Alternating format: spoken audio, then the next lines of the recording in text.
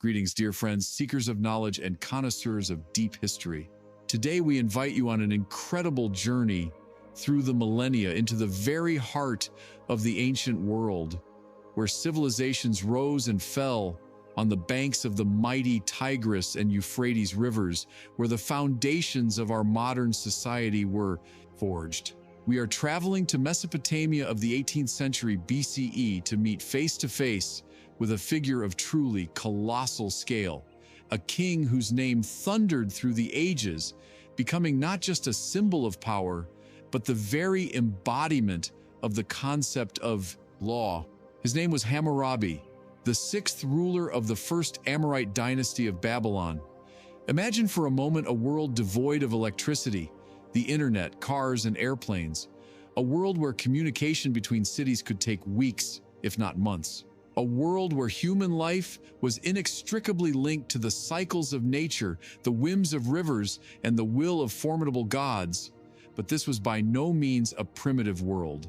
It was the flourishing era of the Bronze Age, a time of great city-states, complex social hierarchies, developed writing, the famous cuneiform, astounding achievements in astronomy, mathematics, architecture, and art. And in this bustling cauldron of ancient cultures, amidst intrigues, alliances, and merciless wars, the star of Hammurabi rose, a man destined not just to rule, but to change the course of history. Who was he, this legendary ruler?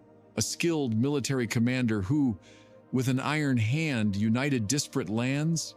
A wise legislator who bestowed upon his people a code of laws still studied by jurists and historians? Or was he a pragmatic and at times ruthless politician, masterfully using religion, propaganda, and military force to achieve his ambitious goals? The answer, as is often the case in history, is not so simple and unequivocal. In this detailed study, we will try not only to reconstruct Hammurabi's biography, but also to immerse ourselves in the complex and multifaceted world of ancient Mesopotamia, to analyze the famous Code of Hammurabi in all its aspects, and to truly appreciate its colossal and enduring legacy. Prepare yourselves. Our journey will be long and eventful. To fully appreciate the scale of Hammurabi's personality and deeds, we need to take an excursion into even deeper antiquity to understand the historical, cultural, and political landscape in which his activities unfolded. Mesopotamia, or the land between the rivers, blessed and simultaneously restless land between the Tigris and Euphrates, was the true cradle of civilization. Here, long before Babylon emerged as a significant power, great cultures and mighty empires already existed, leaving an indelible mark on human history. The first to truly master and transform this land were the mysterious Sumerians. Their civilization flourished in the 4th to early 2nd millennium BCE. The origin of the Sumerians is still a subject of scholarly debate, but their achievements are undeniable. It was the Sumerians who, at the end of the 4th millennium BCE, invented cuneiform, a unique writing system, initially pictographic, that is, picture-based, but which over time developed into a complex word-syllabic system. Signs were impressed with sharp reed styluses called kalami on damp clay tablets. These tablets were then fired in kilns or simply dried in the sun, thanks to which many of them have survived to this day, bringing us priceless information about the life, beliefs, and knowledge of this amazing people. Sumerian literature gave the world its oldest epic, the Epic of Gilgamesh, narrating the story of the legendary king of Uruk, his friendship with the wild man Enkidu, their exploits, and tragic search for immortality. This epic touches upon eternal themes of life, death, friendship, and the meaning of human existence, and its echoes can be found in the mythology of many other peoples. The Sumerians were skilled farmers who created a most complex irrigation system of canals, dams, and reservoirs. This system made it possible to transform the arid plains of southern Mesopotamia into a most fertile region, capable of feeding a numerous and constantly growing population. They built majestic city-states such as Uruk, which is also known as the biblical Erech, Lagash, Kish, Nippur, and Eridu. Each of these cities was an independent political and religious center, had its own patron god, and was ruled either by a priest ruler, bearing the title Ensi, or by a king who was called Lugal. In the center of every Sumerian city, as a symbol of its power and connection with the divine world, rose a ziggurat, a huge stepped temple tower on top of which, as the Sumerians believed, the city's patron god resided. The Sumerians also achieved significant success in mathematics using a sexagesimal number system, traces of which we still see in the division of an hour into 60 minutes and a minute into 60 seconds, as well as in the division of a circle into 360 degrees. They developed a lunar calendar and conducted astronomical observations, which were important for agriculture and religious rituals. Their pantheon included many gods and goddesses personifying the forces of nature and various aspects of human life. Among the main deities were Anu, god of the sky, Enlil, god of air, storm, and fate, whose cult center was Nippur, and Enki, or Ea, god of wisdom, fresh waters, and magic, worshipped in Eridu. The Sumerian dominance was succeeded by the era of the Akkadian Empire, founded in the 24th century BCE by Sargon the Ancient, or Sargon of Akkad. Sargon, a semi-legendary figure who, according to tradition, came from common folk, managed to unite all of Mesopotamia under his rule, creating the first centralized empire known to us in history. The capital of his empire was the city of Akkad, whose exact location has not yet been established by archaeologists. The Akkadians were a Semitic people, and their language, Akkadian, gradually became the lingua franca and administrative language throughout the Near East, displacing Sumerian from everyday use, although Sumerian long retained its importance as the language of religion, science, and literature, much like Latin in medieval Europe. The empire of Sargon and his successors lasted for about a century and a half and fell under the onslaught of the Gutian mountain tribe, who invaded from the Zagros Mountains. However, the memory of the Akkadian state, its power, and its striving for unity lived on in Mesopotamian tradition. After a period of fragmentation and Gutian rule, the so-called Sumerian Renaissance began, associated with the rule of the third dynasty of Ur, which dates to approximately the 21st century BCE. The kings of this dynasty, such as Ur-Nammu and his son Shulgi, once again united a large part of Mesopotamia, creating a highly centralized state with a developed bureaucracy, a unified system of weights and measures, and a clearly regulated economy, based on temple and royal estates. It is to King Ur-Nammu that the creation of one of the oldest known law codes is attributed, predating Hammurabi's code by almost 3 centuries.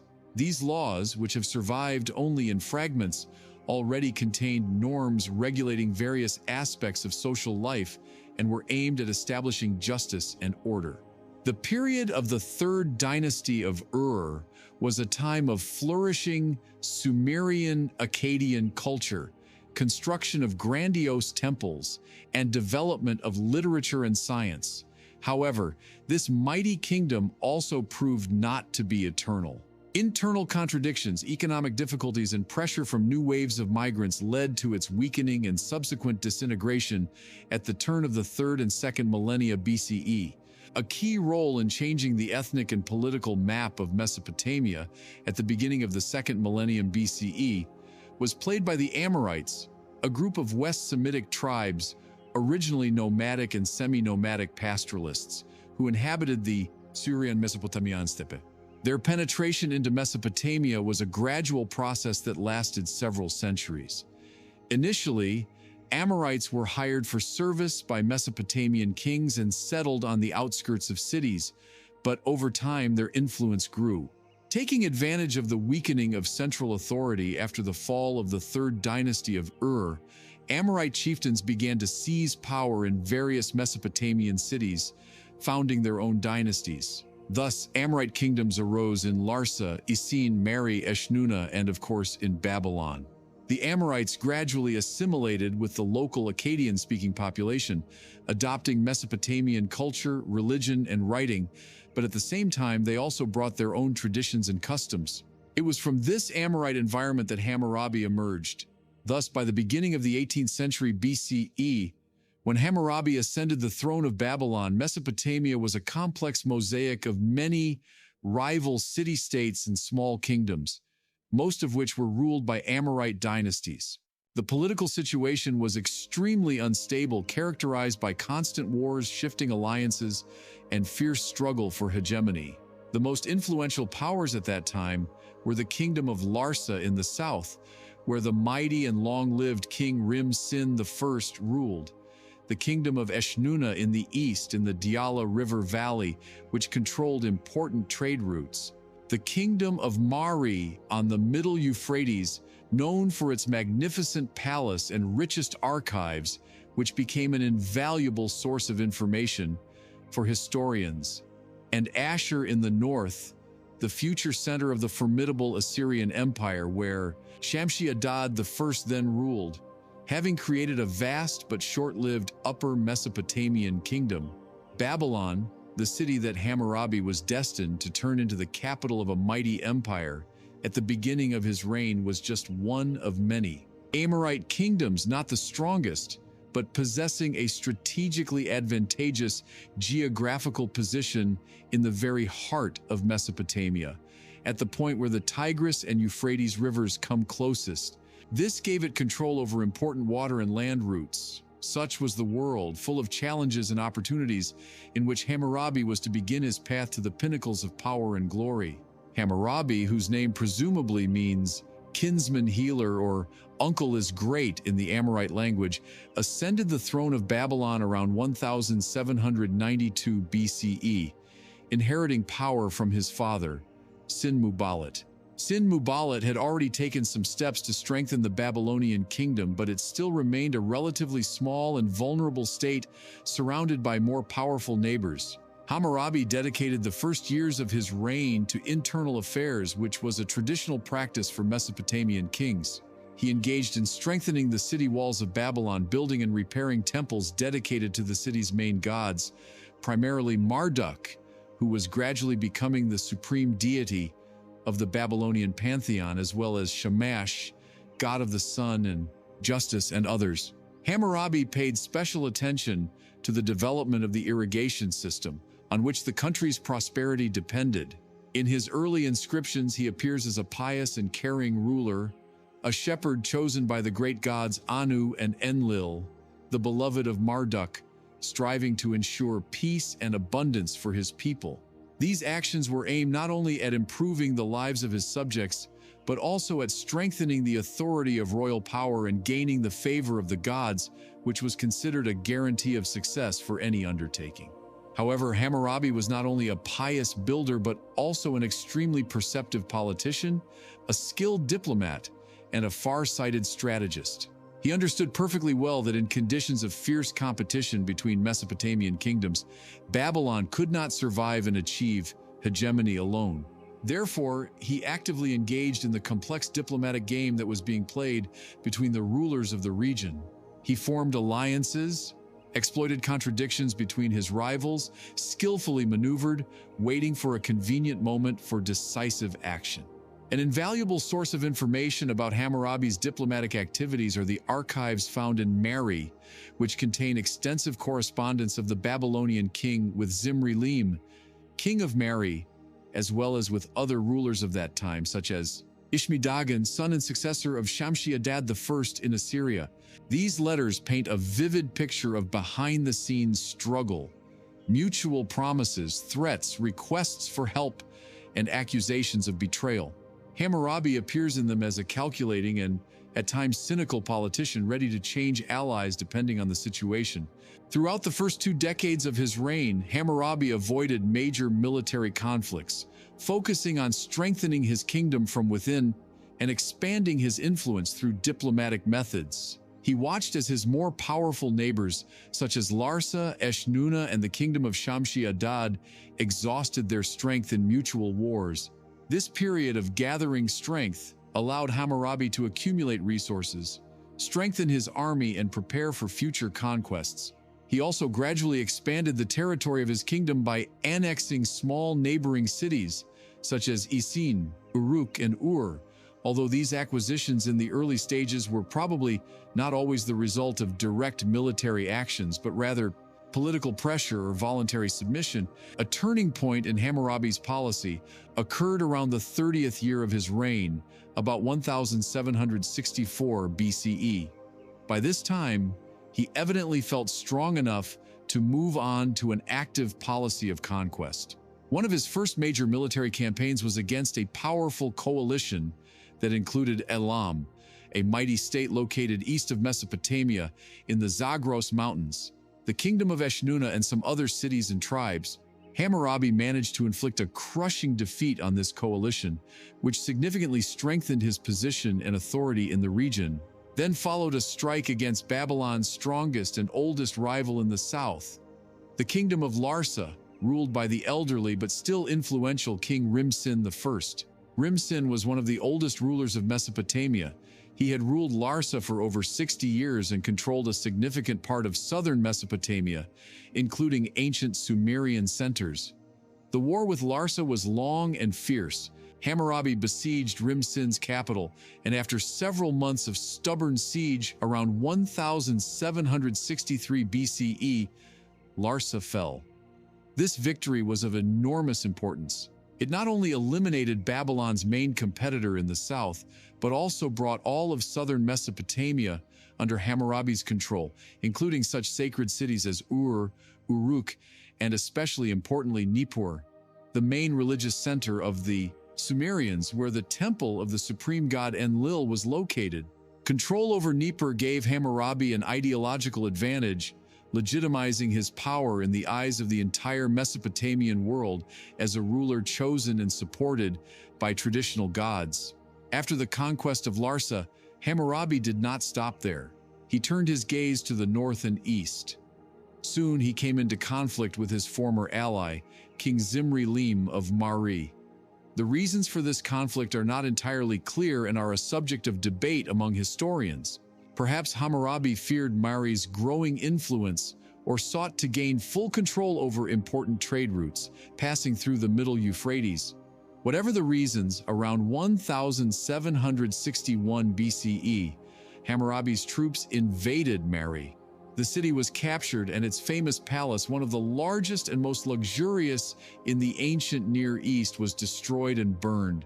This event was a tragedy for Mari, but at the same time, however paradoxical it may seem, it turned out to be an invaluable gift for future generations of historians. It was precisely because the palace was destroyed and its ruins were covered with earth that thousands of cuneiform tablets constituting the royal archives were perfectly preserved in it.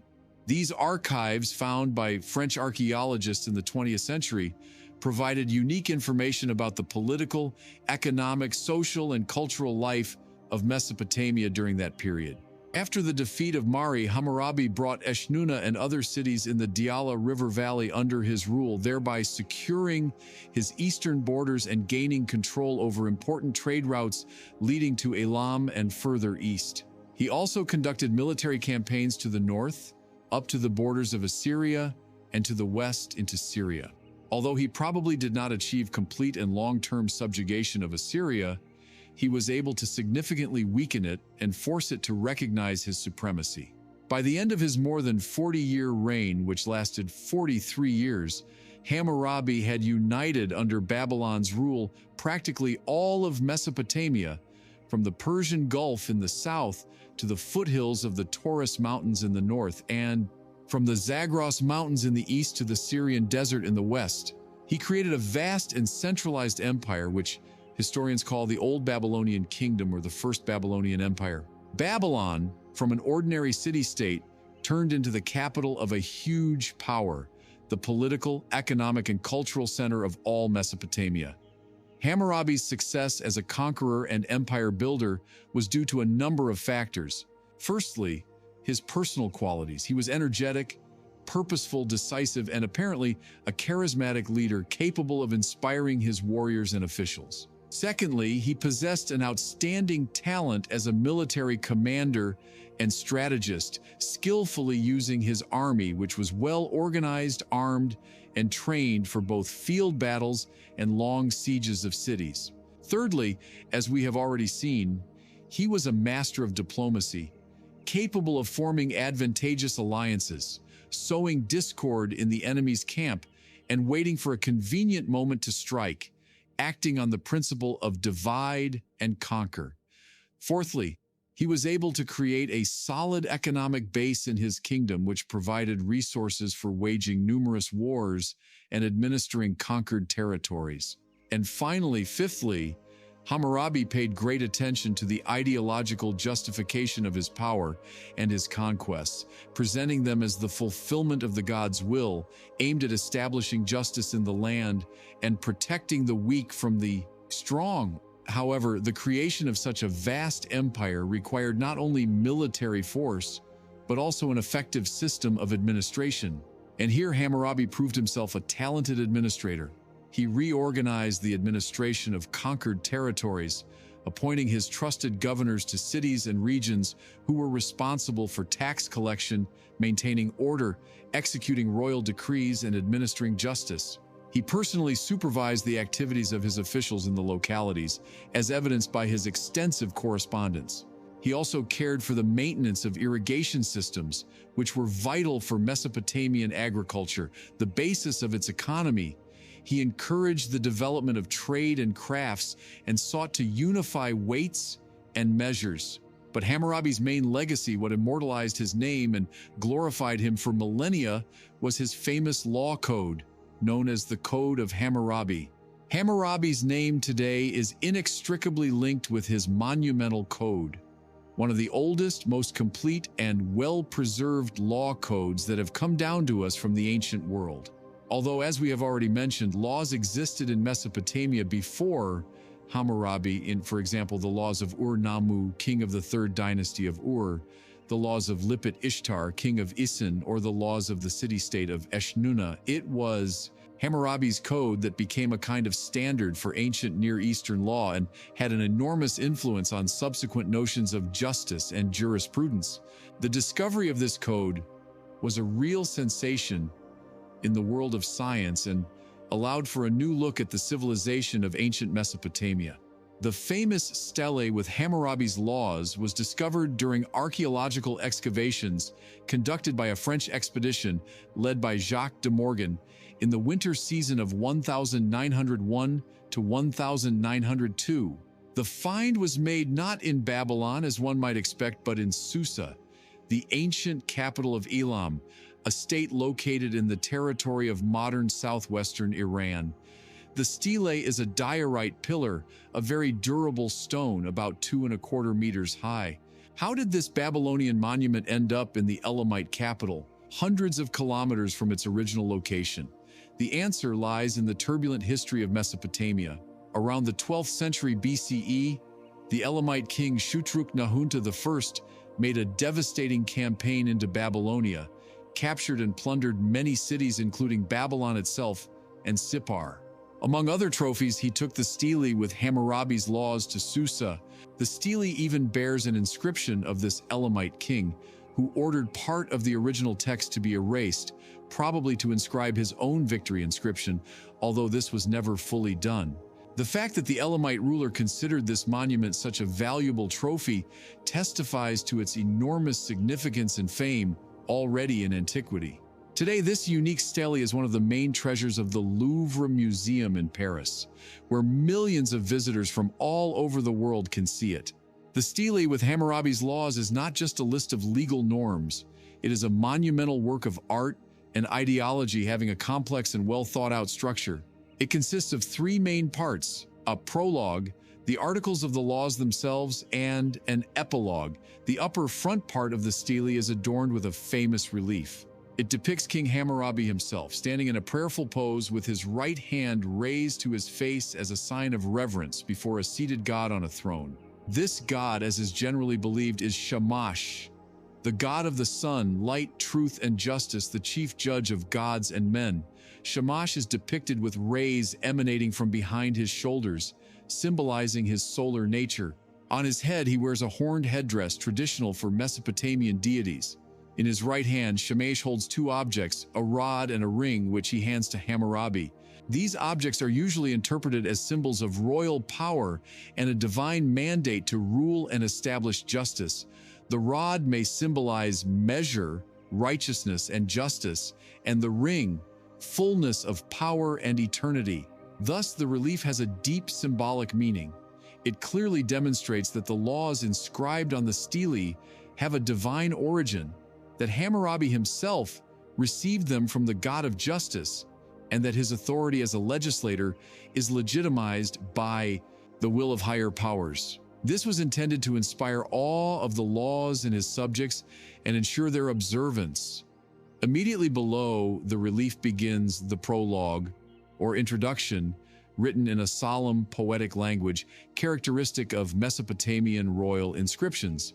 In this prologue, Hammurabi glorifies the great gods of the Mesopotamian pantheon, Anu, the supreme god of the sky, Enlil, lord of the earth and fates, and of course Marduk, the patron god of Babylon, who, according to Hammurabi, was chosen by Enlil to establish supremacy over all men and make Babylon great among the four quarters of the world.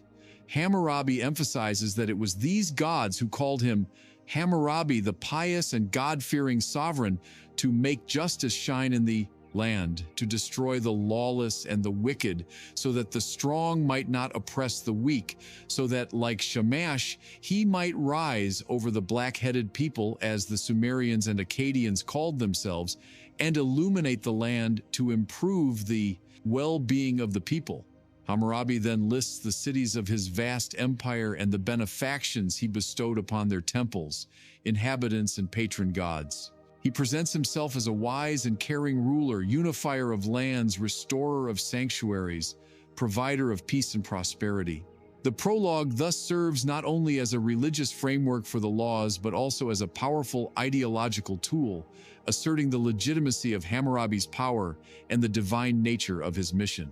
The main part of the stele, occupying most of its surface, contains the articles of the laws themselves. They are incised in neat cuneiform in the Akkadian language, which by that time had become the main language of Mesopotamia. In total, according to researchers' calculations, about 282 articles were originally inscribed on the stele. Some of them, as already mentioned, were erased by order of the Elamite king Shutruk-Nahunta. But fortunately, the text of many lost articles has been restored, thanks to finds of copies of Hammurabi's laws on clay tablets in various Mesopotamian cities, which testifies to the wide dissemination of this code. The articles of the laws cover a wide variety of spheres of life in Babylonian society and regulate a broad range of legal relations. They can be conditionally grouped by subject matter, although Hammurabi himself did not make such an explicit division. The first articles, from 1 to 5, are devoted to matters of legal procedure, false accusations, and perjury. They establish severe punishments for those who tried to mislead the court.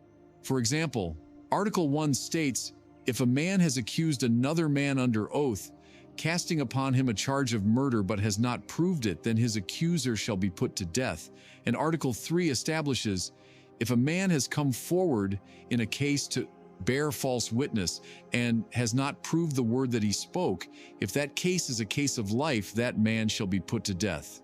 These norms emphasize the importance of truth and justice in legal proceedings and were intended to prevent abuse. A significant part of the laws, approximately Articles 6 to 126, concerns crimes against property and various property relations. Here, issues of theft, robbery, harboring fugitive slaves, as well as transactions of sale, lease, loan, and storage of property are regulated. Punishments for property crimes were very severe, often involving the death penalty or compensation for damages manifold, depending on the value of the stolen goods and the social status of the victim and the perpetrator. For example, Article 8 establishes, if a man has stolen either an ox or a sheep or an ass or a pig or a boat, if it belongs to a god or to the palace, he shall pay 30-fold.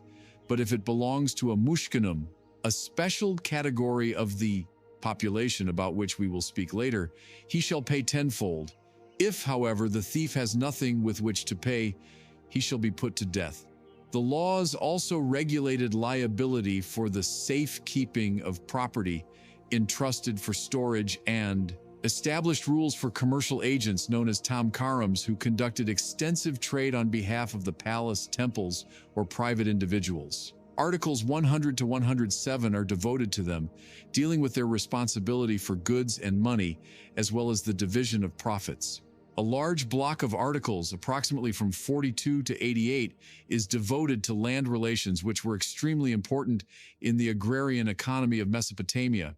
The laws regulated the lease of fields and gardens, established the amount of rent, usually in the form of a share of the harvest, as well as the tenant's obligations for proper cultivation of the land and maintenance of irrigation facilities.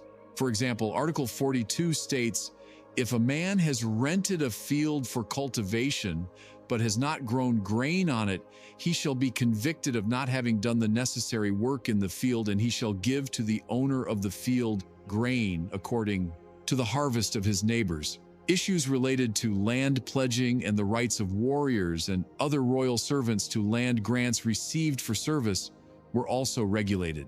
A special place in Hammurabi's code is occupied by family law norms, to which Articles 127 to 194 are devoted.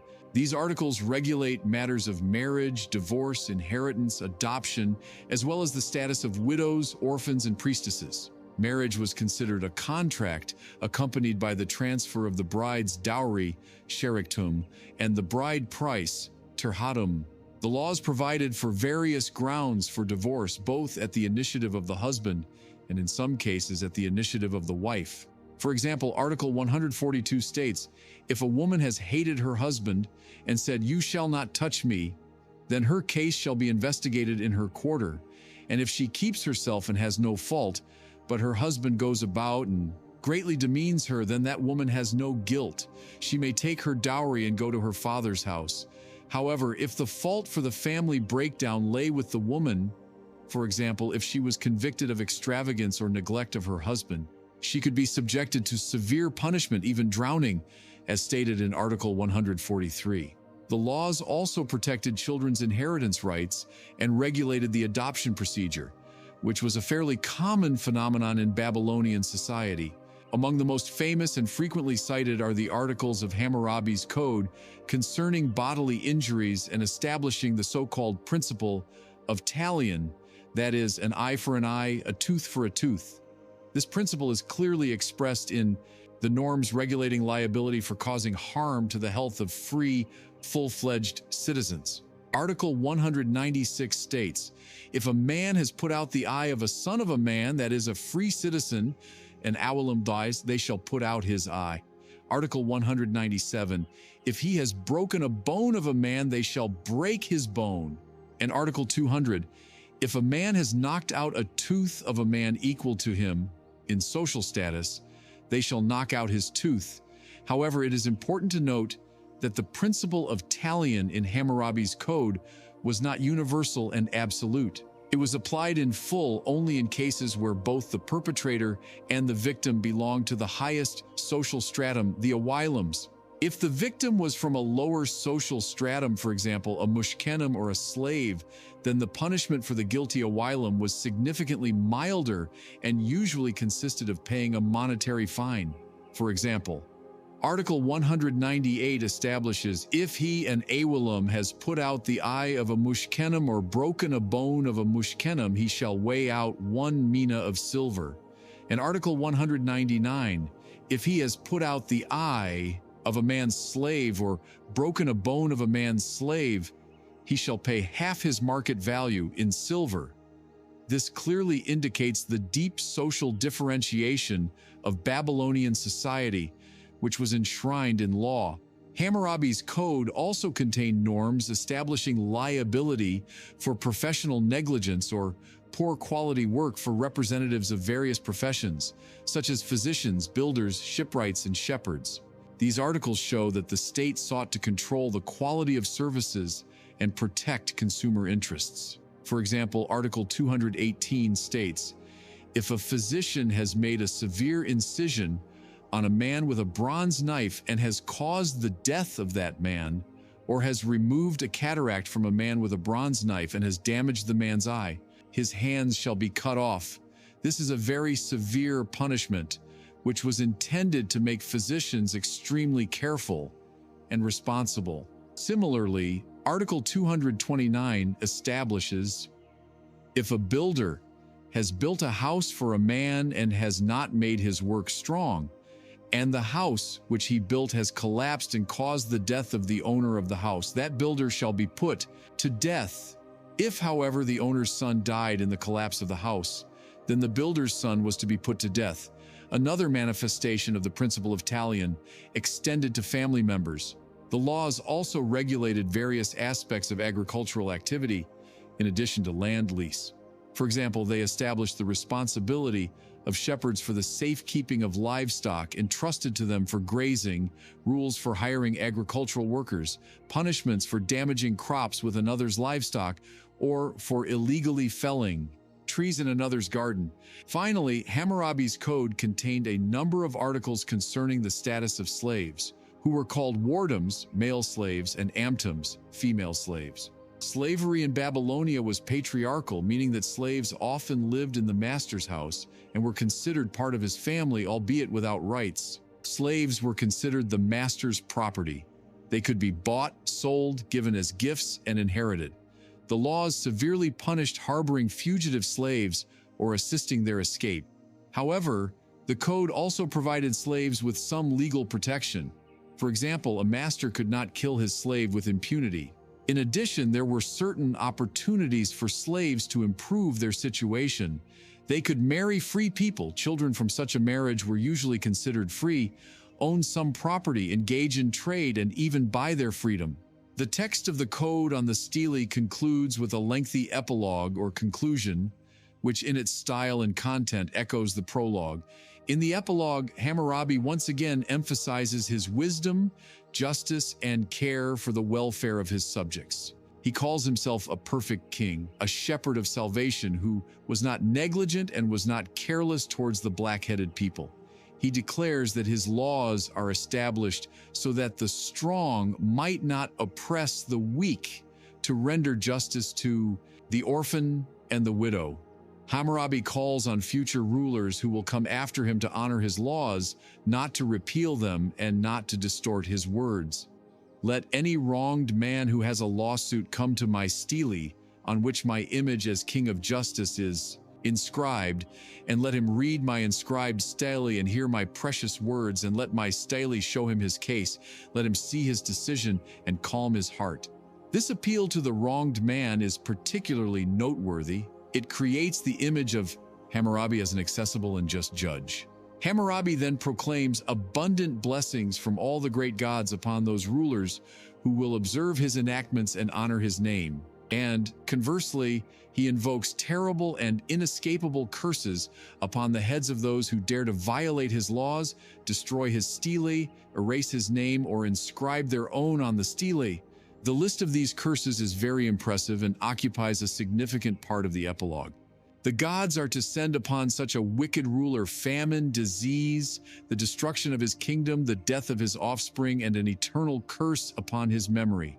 This epilogue, with its promises of rewards and threats of punishments, served as a kind of magical and religious guarantee of the immutability of Hammurabi's laws, and was intended to ensure their longevity, as well as to immortalize the glory of the legislator himself. Analyzing the content of Hammurabi's code, several key features and underlying principles can be identified. Firstly, the already mentioned principle of Talion, an eye for an eye, a tooth for a tooth, which, however, was not applied equally to all strata of the population, but depended on the social status of the perpetrator and the victim. This leads us to the second important feature, a clear reflection and consolidation of the social differentiation of Babylonian society.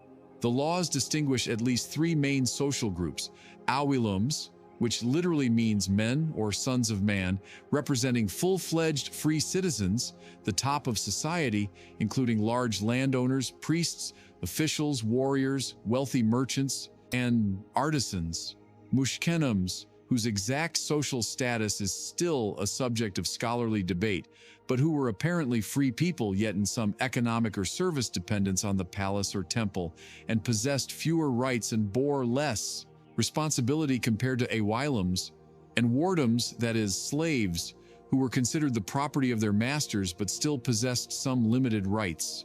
Punishments for the same crimes, as well as the amount of compensation for damages, differed significantly depending on which of these groups the parties to the legal relationship belonged.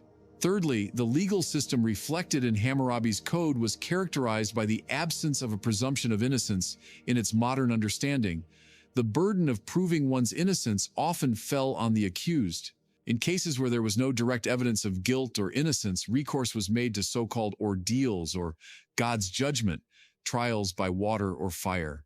For example, Article 2 of the Code states, "If a man has cast a charge of witchcraft upon another man but has not proved it, then he upon whom the charge of witchcraft was cast shall go to the divine river," meaning the sacred river, usually the Euphrates, "and shall plunge into the divine river. If the divine river seizes him, that is, he drowns, his accuser may take his house. If, however, the divine river cleanses this man and he remains unharmed, then he who casts the charge of witchcraft upon him shall be put to death, and he who plunged into the divine river may take his accuser's house." It was believed that the deity itself would indicate the guilty or innocent person through the outcome of such a trial. Fourthly, many norms of the code were characterized by so-called objective imputation, meaning that liability arose for the very fact of causing harm, regardless of the presence of guilt in the form of intent or negligence on the part of the harm-doer. We have already seen this in the example of the builder whose house collapsed and caused the death of the owner. The builder was subject to the death penalty even if he had no evil intent, and the collapse occurred due to unforeseen circumstances or hidden material defects for which he could not bear direct responsibility. Fifthly, the laws themselves are formulated in a casuistic form, meaning they do not contain general legal principles, definitions, or abstract norms, but describe specific life situations, cases, and establish sanctions for certain actions in these situations. A typical formulation of an article is, "If a man has done such and such, then such and such shall be done to him." This makes the code very concrete and detailed, but at the same time it did not always allow its norms to be applied to situations that were not directly described in it. Sixthly, despite the fact that the code is framed by a prologue and epilogue appealing to divine will, the legal norms contained in it are predominantly secular in nature. They regulate relations between people in society, property, family, contractual, and also establish punishments for criminal offenses. Religious crimes as such, for example, sacrilege or disrespect for the gods, are mentioned relatively rarely in the code, although punishments for theft from a temple were very severe. The main emphasis is on maintaining public order and resolving conflicts in worldly life. Seventhly, one cannot fail to note the severity of punishments provided for by Hammurabi's code. The death penalty was applied for very many crimes and could be carried out in various ways: drowning, burning, impalement. Mutilating punishments such as cutting off hands, gouging out eyes, knocking out teeth, or cutting off the tongue or ear were widely practiced. However, it should be remembered that such severity of punishment was characteristic of the legal systems of the ancient Near East and reflected the morals and notions of justice of that time. The purpose of punishment was not only retribution and deterrence, but also, in some cases, the restoration of a disturbed order and compensation for damages to the victim. Many articles provided for compensation for damages in monetary or in-kind form, which indicates the legislator's desire not just to punish the guilty, but also to restore, as far as possible, the situation that existed before the offense was committed. What then was the true significance and practical application of Hammurabi's code? Among scholars, there are still debates about whether Hammurabi's code was a code in the modern sense of the word, that is, a comprehensive and binding set of laws by which judges had to be strictly guided in resolving all cases. Some researchers believe that the code was rather not a practical guide for judges, but a monumental royal inscription, a declaration of royal justice, a kind of report by Hammurabi to the gods and posterity about his activities in establishing law and order in the country. Perhaps it represented a collection of exemplary judicial decisions or even a textbook for future scribes, officials, and judges, demonstrating ideal principles of justice. However, regardless of how exactly it was applied in practice, its significance as a symbol of law and order, as an outstanding monument of legal thought of the ancient Near East, and as an invaluable historical source is undeniable. The creation of a unified code of laws for the entire vast empire undoubtedly contributed to strengthening Hammurabi's central authority, unifying law enforcement practices in various parts of the state, and creating a single legal space.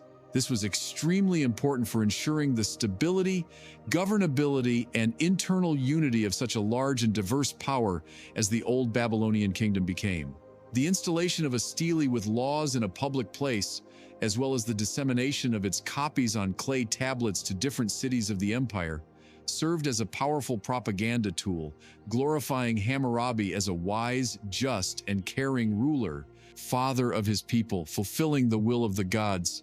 For modern historians, jurists, and sociologists, Hammurabi's code is a primary source for studying the social structure, economy, family relations, daily life, morals, and legal notions of the inhabitants of Mesopotamia in the 18th century BCE.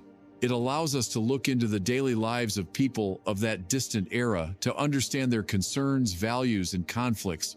The question of the influence of Hammurabi's laws on subsequent legal systems, in particular on the laws of Moses set forth in the Pentateuch of the Old Testament, is complex and debatable. Undoubtedly, there are certain parallels and similarities between Hammurabi's code and biblical legislation, for example, in the application of the principle of Talion, in the regulation of some norms of family, contract, and criminal law. This can be explained both by possible direct or indirect borrowing and by the existence of common cultural and legal traditions prevalent in the ancient Near East at that time. However, there are also significant differences between them, concerning both specific norms and the general spirit and religious ethical basis of the legislation. In any case, Hammurabi's code occupies an honorable place in the history of world law as one of the first and most significant attempts at systematizing and codifying legal norms. Although Hammurabi's fame was primarily due to his laws and conquests, he was also an outstanding administrator, a far-sighted economist, a tireless builder, and a skilled diplomat. Governing the vast empire created by force of arms required no less talent, effort, and wisdom than its conquest. Hammurabi understood this perfectly and paid great attention to organizing an effective system of state administration. He inherited and significantly improved the administrative system that had developed in Mesopotamia over the preceding centuries. His vast empire was divided into provinces or districts, headed by governors who bore the titles of Shaganu or Patesi. These governors were appointed directly by the king from among his trusted individuals and bore full responsibility for the state of affairs in the territory entrusted to them. Their duties included collecting taxes and duties for the royal treasury, maintaining public order and security, organizing public works such as the construction and repair of canals, roads, and temples, as well as administering justice in the king's name. Hammurabi closely monitored the activities of his officials in the localities, as eloquently evidenced by his extensive correspondence with governors, fragments of which were found during excavations in various Mesopotamian cities, for example, in Larsa. In these letters, the king gives specific instructions, demands reports, disparate complaints, punishes the negligent, and encourages the diligent. He demanded from his administrators not only efficiency and diligence, but also honesty, justice, and loyalty to royal authority. The central administrative apparatus was located in the capital, Babylon, at the royal palace, which was not only the monarch's residence, but also the main administrative center of the empire. Various departments, or houses, Baitum, operated here, responsible for specific spheres of state life: finance and tax collection, army and military affairs, judicial matters and law enforcement, irrigation and agriculture, state construction, foreign relations, and so on. Numerous scribes played a key role in the work of the entire administrative apparatus, both central and local. They were highly educated people, proficient in the complex science of cuneiform, and were responsible for maintaining all official documentation, compiling reports, decrees, treaties, court records, as well as for transmitting royal orders to the localities. Without a developed institution of scribes, effective administration of such a large empire would have been impossible. The basis of the old Babylonian kingdom's economy, as of all Mesopotamia throughout its history, was agriculture, which entirely depended on artificial irrigation. The fertile alluvial soils of Mesopotamia could yield high harvests, but only with regular and sufficient watering. Hammurabi paid enormous, one might say, paramount attention to maintaining and further developing the irrigation system. He initiated the construction of new main and distribution canals, organized the regular cleaning of old canals from silt and deposits, and oversaw the fair distribution of water among various communities and landowners. In his inscriptions, Hammurabi proudly reports his achievements in this area. For example, one of the large canals he built was named Hammurabi, abundance of the people wine, which emphasized the vital importance of irrigation for the country's prosperity. Developed agriculture based on the cultivation of barley, wheat, sesame, date palm, as well as the breeding of large and small cattle, provided food for the growing population of the empire, supplied raw materials for crafts, and yielded significant surplus production, which was exported and replenished the royal treasury. Trade, both domestic and foreign, also played an important role in the economy of the old Babylonian kingdom. Babylon, thanks to its strategic position at the intersection of river and caravan routes, became a major trading center under Hammurabi. Surplus agricultural products, primarily grain and dates, as well as wool, textiles, finished clothing, and craft items made of metal and clay, were exported from Mesopotamia. In return, goods that were lacking or scarce in the country itself were imported into Mesopotamia. Metals such as copper, tin, necessary for bronze production, silver and gold, which served as a measure of value and a means of accumulation.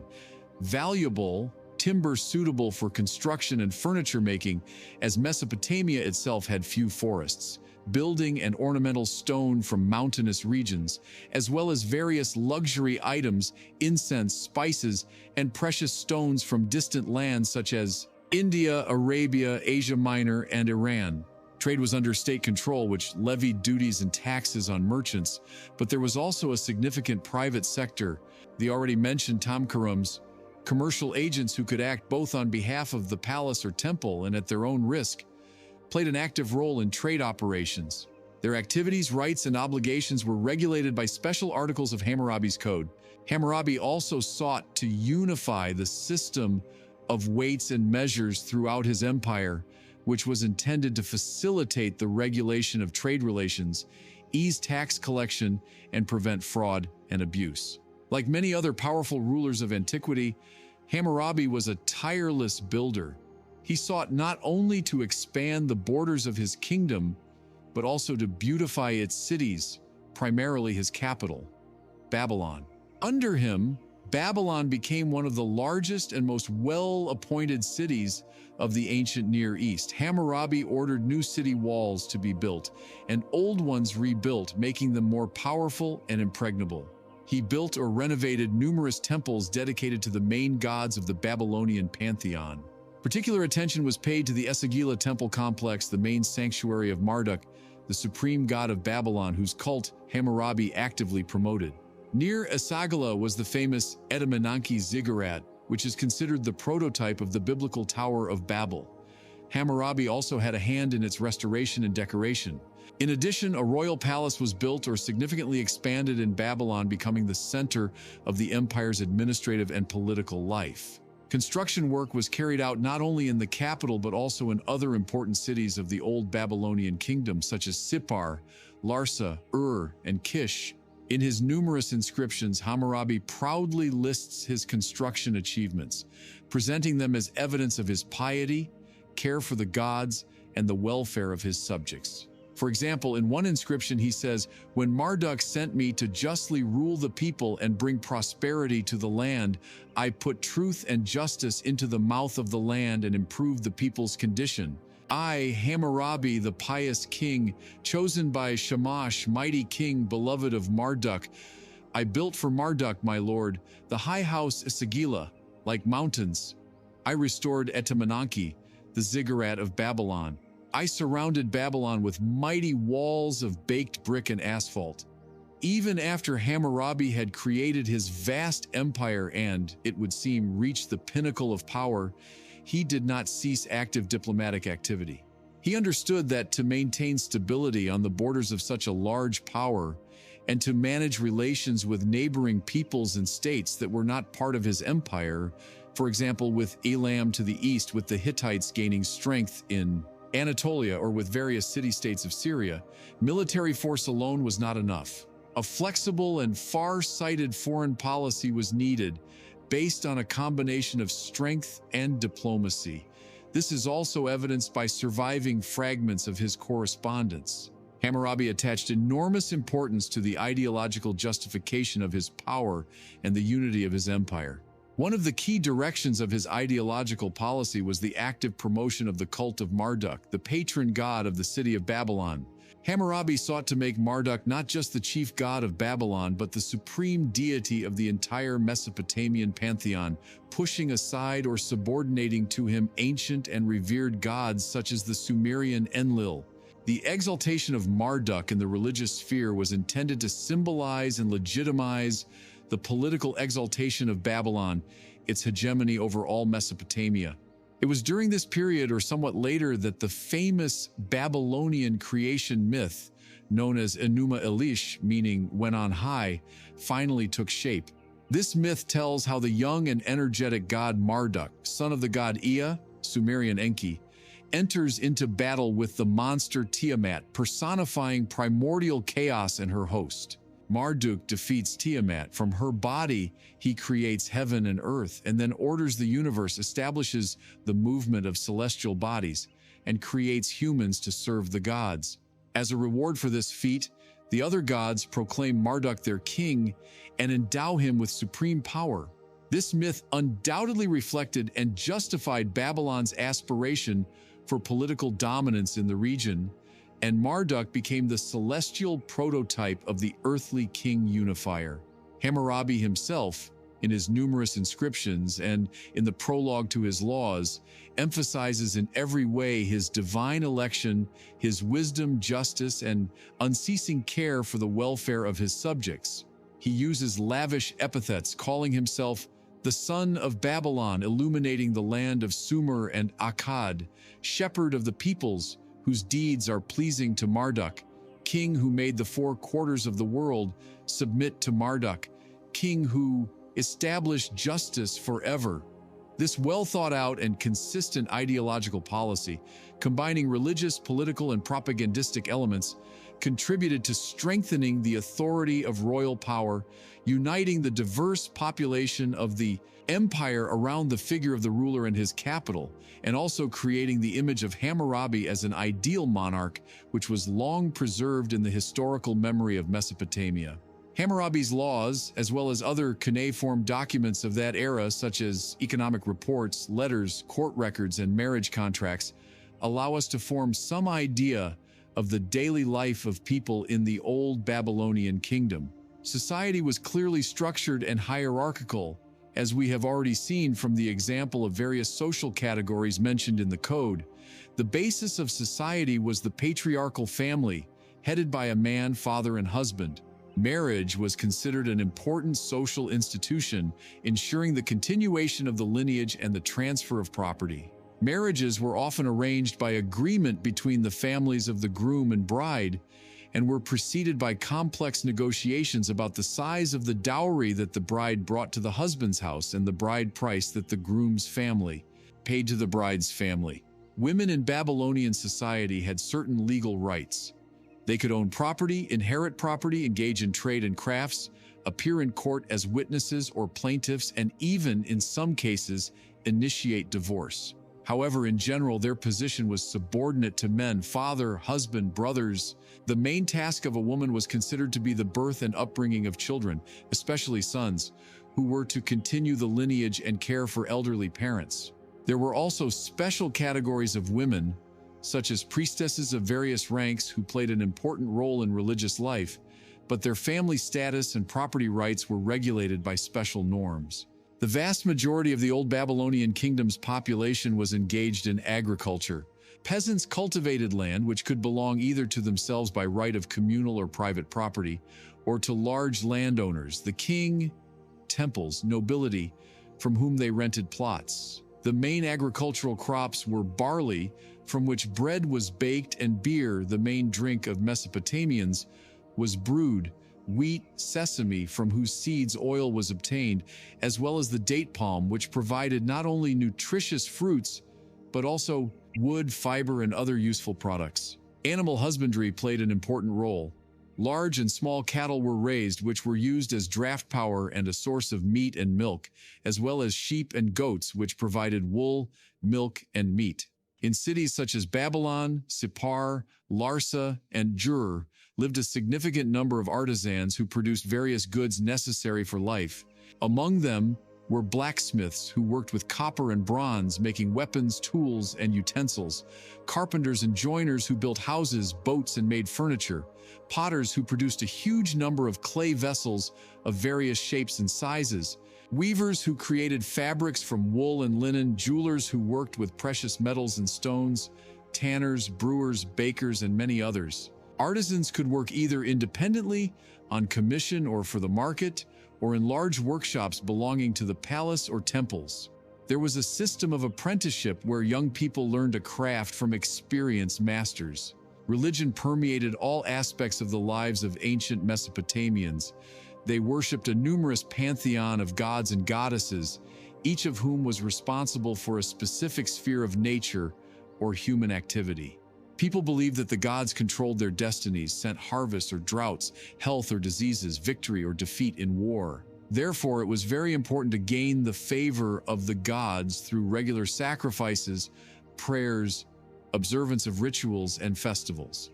In every city there were temples dedicated to the main deities, where priests and priestesses served. Temples were not only religious but also large economic centers. They owned vast lands, herds of livestock, workshops, conducted trade, and engaged in usury. Various forms of magic, divination, and prophecy played a significant role in the lives of Mesopotamians. People turned to soothsayers to learn the future, interpret dreams or omens, and receive advice in difficult situations. Despite the severity of many of Hammurabi's laws, his reign probably brought a certain stability, order, and predictability to Mesopotamia, especially compared to the preceding period of fragmentation, internecine wars, and lawlessness. The creation of a unified and strong centralized empire, as well as the introduction of a single code of laws binding on all subjects, contributed to strengthening law and order, protecting property, developing trade and crafts, and, in general, improving the living standards of the population. This was undoubtedly a golden age for the old Babylonian kingdom. Hammurabi reigned for a long time, a full 43 years, and died around 1750 BCE. He left his son and successor, Samsu-iluna, a vast, mighty, and seemingly strong empire encompassing almost all of Mesopotamia. However, as often happens in history, the greatness achieved during the lifetime of one outstanding ruler proves to be short-lived after his death. The old Babylonian kingdom, created by Hammurabi's labors and talent, was no exception to this rule. Already under Samsu-iluna, who also reigned for quite a long time, about 38 years, the empire began to experience serious difficulties and gradually decline. Rebellions arose in some previously conquered regions, which sought to regain their independence. Particularly stubborn were the rebellions in southern Mesopotamia, in ancient Sumerian cities such as Larsa, Uruk, and Isin. Here, the so-called Sealand Dynasty, or First Sealand Dynasty, was formed, which for a long time seceded from Babylon and became a constant source of concern for its rulers. New enemies became active on the northern and eastern borders of the empire. The Kassites, warlike mountain tribes who probably came from the Zagros Mountains, posed an increasingly serious threat. They began to make raids on Babylonian territories and then gradually settled in Mesopotamia, hiring themselves out for military service or seizing land. The struggle against numerous internal and external enemies exhausted the strength and resources of the Babylonian kingdom, weakening its economy and military power. Samsu-iluna and his successors, Abi-Eshu, Ami-Ditana, Ami-Saduqa, and Samsu-Ditana, tried for more than another 100 years to preserve Hammurabi's legacy, but their efforts were not always successful. The territory of the empire gradually shrank, with outlying regions seceding. Economic and political difficulties were possibly compounded by ecological problems. Some researchers believe that intensive irrigation agriculture over many centuries led to the gradual salinization of soils in southern Mesopotamia, which reduced crop yields and undermined the state's economic base. The final blow to the First Babylonian dynasty, founded by Hammurabi's ancestors, was dealt from outside.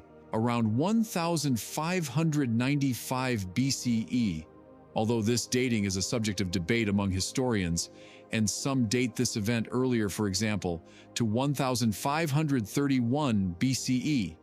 The Hittites, an Indo-European people who had created a powerful kingdom in central Anatolia, that is, in the territory of modern Turkey, made a sudden and devastating campaign deep into Mesopotamia. The Hittite army, under the leadership of their king Mursili I, rapidly advanced down the Euphrates, reached Babylon, and captured and plundered Hammurabi's capital. The last king of the First Babylonian dynasty, Samsu-Ditana, was probably killed or taken captive. The Hittites, however, did not seek to establish themselves in Babylonia, which was too far removed from their main domains. Having plundered the city and overthrown the dynasty, they soon retreated back to Anatolia, taking with them rich booty, including, according to some reports, statues of Marduk and his consort Sarpanit from the main Esagila temple. After the Hittites' departure, a period of chaos and lawlessness ensued in Babylonia, which the Kassites exploited. They definitively seized power in Babylon and founded their own Kassite dynasty, which ruled the country for several centuries, approximately until the mid-12th century BCE. Thus ended the history of the old Babylonian kingdom created by Hammurabi. His empire existed in its full splendor and might for less than half a century after his death, and the dynasty itself remained in power for about another 155 years. Despite the relative transience of his political creation, Hammurabi's legacy proved to be much more durable and resilient than his empire. His influence on the subsequent history of Mesopotamia and the entire ancient Near East was enormous and multifaceted. Firstly, the city of Babylon, which Hammurabi made his capital and transformed into the main political, economic, and cultural center of Mesopotamia, retained its outstanding importance for many subsequent centuries, even millennia. It remained a sacred city, an important religious and cultural center, even under Kassite rule, and then under the Assyrians, who repeatedly captured and destroyed it, but then rebuilt it again. Babylon experienced a new flourishing during the Neo-Babylonian Empire in the 7th and 6th centuries BCE, under such famous kings as Nebuchadnezzar II, who turned it into one of the greatest and most beautiful cities of the ancient world, with its legendary hanging gardens and mighty walls. The name Babylon became a byword, a symbol of ancient civilization, power, luxury, and also, in biblical tradition, of sin and pride. The memory of Babylon, largely laid by Hammurabi, endured through the ages. Secondly, and this is perhaps most important, Hammurabi's code of laws had an enormous and long-lasting influence on the development of legal thought and legislative practice in the ancient Near East. Copies of his laws continue to be transcribed and studied in Mesopotamian scribal schools for centuries after his death, even when the old Babylonian kingdom itself had long ceased to exist. They became a model for imitation, a source of legal norms and principles for subsequent legislators. Although, as already mentioned, it is difficult to prove a direct and immediate influence of Hammurabi's code on all subsequent legal systems, the very fact of creating such a detailed, comprehensive, and systematized code of laws became a most important milestone in the history of law. It demonstrated the possibility and necessity of regulating social relations through written law emanating from central state authority and reinforced by divine authority. The idea that justice should not be just an abstract concept, but a concrete set of rules, known and accessible to all, was a great achievement. Thirdly, Hammurabi created in his inscriptions and deeds the image of an ideal ruler, wise, just, strong, yet a caring shepherd of his people, who brings peace, order, and prosperity to his country. This image became a kind of standard, a model for imitation for many subsequent Mesopotamian, Assyrian, Neo-Babylonian, and even Persian kings who, in their official texts, sought to present themselves as heirs and continuators of Hammurabi's traditions. Fourthly, although the empire created by Hammurabi disintegrated relatively quickly, the very experience of successfully uniting all of Mesopotamia under the rule of one center, Babylon, did not pass without a trace. It created a precedent to which subsequent ambitious rulers and peoples such as the Assyrians, who in the first millennium BCE created an even more extensive and formidable empire, aspired. The idea of Mesopotamian unity laid by Hammurabi continued to live on. Fifthly, for modern science, history, archaeology, Assyriology, jurisprudence, Hammurabi's activities, and especially his code of laws, as well as numerous administrative, economic, and diplomatic documents of his era, are an absolutely priceless and inexhaustible source of information. Without these written monuments, our knowledge of the civilization of ancient Mesopotamia, its social structure, economy, law, religion, culture, and daily life would be significantly poorer and more fragmentary. Hammurabi and his era are a kind of window through which we can peer into the distant past of humanity. Hammurabi's name was not forgotten in subsequent eras of antiquity. Assyrian and Neo-Babylonian kings mentioned him in their inscriptions, considering him one of the great rulers of the past. Even after cuneiform fell out of use and the Akkadian language became a dead language, the memory of the great legislator of Babylon was preserved, albeit in a distorted, semi-legendary form, in some late ancient and medieval traditions. The true second birth of Hammurabi, his triumphant return to the arena of world history, occurred at the turn of the 19th and 20th centuries with the rapid development of Assyriology, the science studying the languages, culture, and history of ancient Mesopotamia, and, of course, with the already mentioned discovery of his stele with laws in Susa in 1901 to 1902. This discovery caused a real sensation in the scientific world and among the broad, educated public. Hammurabi instantly became one of the most famous and revered rulers of the ancient world, a symbol of ancient wisdom, justice, and law and order. His name entered all history textbooks, and his laws became a subject of close study.